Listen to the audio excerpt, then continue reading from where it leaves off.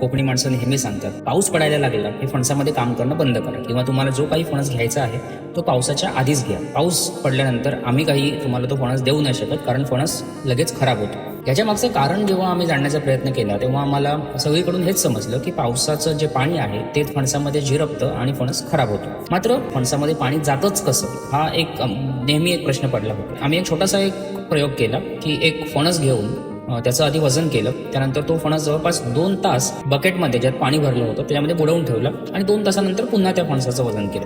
आणि आम्हाला जी गोष्ट जाणवली ती बरीच सरप्रायझिंग होती की ती फणसाच्या वजनामध्ये अजिबात फरक पडला नव्हता. म्हणजेच बकेटमध्ये ठेवण्याच्या आधीचं जे फणसाचं वजन होतं तेच वजन बकेटमध्ये जे पाणी आहे त्याच्यामध्ये 2 तास ठेवून काढल्यानंतर सुद्धा तेवढंच वजन होतं. मात्र मुख्य प्रश्न जो होता ना तो हा नाही की वजनात काही फरक पडला. मुख्य प्रश्न हा होता की मग पाऊस पडल्यावर फणस खराब कसं काय होतं. त्याबाबत काही लोकांशी बोलल्यानंतर, इंटरनेटवर काही सर्च केल्यानंतर असं खूप कमी रेफरन्सेस पण असं आढळलं, फणस जे फळ आहे त्याचे जे रूट्स आहेत, त्याची जी मुळं आहेत, ती टॅप रूट सिस्टीम आहे, म्हणजे सोट मुळ आहे, ते जमिनीत खोलवर जातं. किती, ते जवळपास 4 ते 6 फूट. आणि त्याचं जे जमिनीलगतची ग्रोथ आहे ती सुद्धा जवळपास 10 ते 15 फूट इतकी दूर होते. आणि फणसाच्या झाडाची एक विशेषता अशी आहे की उन्हाळ्यामध्ये ते फणसाचं झाड आहे ते झाडातलं पाणी हे जमिनीमध्ये देतं आणि पावसाळ्यामध्ये जमिनीतलं पाणी आहे हे झाडामध्ये ट्रान्सफर करतं. म्हणजे जसं आपण विहिरीतून पाणी काढण्यासाठी पाण्याचा सबमर्सिबल पंप हा त्या विहिरीमध्ये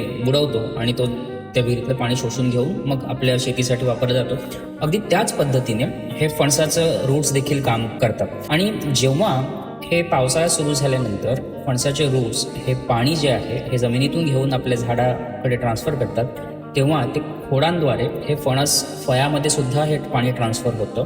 आणि मुख्य म्हणजे सर्वप्रथम हे जे पाणी फळामध्ये जातं ते जातं आतल्या कोअरमध्ये, म्हणजेच ज्याला कोकणी भाषेमध्ये पाव किंवा माव असं म्हटलं जातं. आणि हळूहळू ते त्या गऱ्यांमध्ये पाणी उतरतं. त्याच्यामुळे पाऊस पडायला लागला की पाण्याचं प्रमाण वाढल्यामुळे गरे आहेत ते बेचव होतात आणि हळूहळू ते गरे खराब होतात. पाऊस पडल्यानंतर फणस खराब होण्याचं सर्वात महत्त्वाचं आणि मुख्य कारण पाऊस नसून तर फणस या झाडाची नैसर्गिक विशेषता जी आहे ते आहे. आणि तुम्ही हे नेहमी अनुभवलं देखील असेल, फणसाच्या झाडाच्या जवळ ज्या कुठल्या विहिरी असतील किंवा जे पाण्याचे साठे असतील तिथे उन्हाळ्यात सुद्धा पाणी असतं. तसंच ती रूट सिस्टीम खूप पसरत असल्यामुळे फणसाचं झाड हे कधीही घराच्या अगदी बाजूला लावत नाहीत, तर ते घरापासून काही अंतरावर लावलं जातं, कारण त्याच्यामुळे ते रूट्स एकदा वाढले की त्या घराच्या बांधकामाला सुद्धा धोका निर्माण होण्याची शक्यता असते.